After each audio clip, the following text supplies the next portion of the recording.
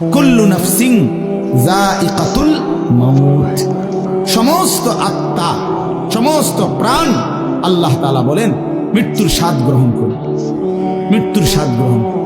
কুল ইন্নাল মাউতাল্লাযী তাফিরুনা মিনহু ফাইন্নাহু মুলাকীকুম, আল্লাহ তাআলা বলেন হে নবী আপনি বলে দেন, ও দুনিয়াবাসী, মৃত্যু থেকে তোমরা যেখানেই পলায়ন করো না কেন, মৃত্যু তোমাদের সাথে সেখানে গিয়েই নিজেই মোলাকাত করবে, সাক্ষাৎ করবে। তুমি ডাকতে হবে না, মৃত্যু নিজেই আসে, মৃত্যু নিজেই আসে।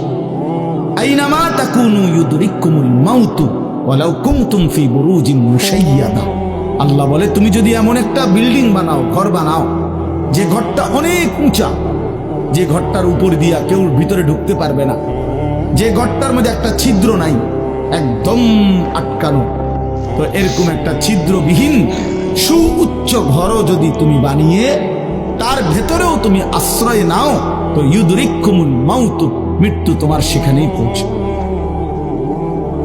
তোমার সেখানেই পৌঁছবে। প্রিয় ভাই আমার, বন্ধু আমার, নওজোয়ান সাথীরা আমার, মৃত্যু এক অনিবার্য বাস্তবতা, চিরন্তন বাস্তবতা, এটা গ্রহণ করতেই হবে। হাসলেও মরতে হবে, কাঁদলেও মরতে হবে, সুখেও মরতে হবে, দুঃখেও মরতে হবে। রাজপ্রাসাদ আর অট্টালিকার মানুষটাও মরে যাবে, জীর্ণ কুটিরে যে লোক থাকে, হ্যাঁ, সেই লোকটাকেও মরতে হবে।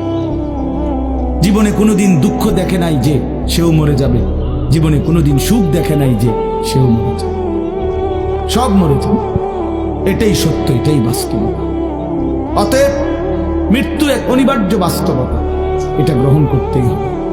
এটা যদি আমরা মনে রাখি, আমাদের জীবন অনেক সুন্দর হবে, অনেক সুন্দর হবে।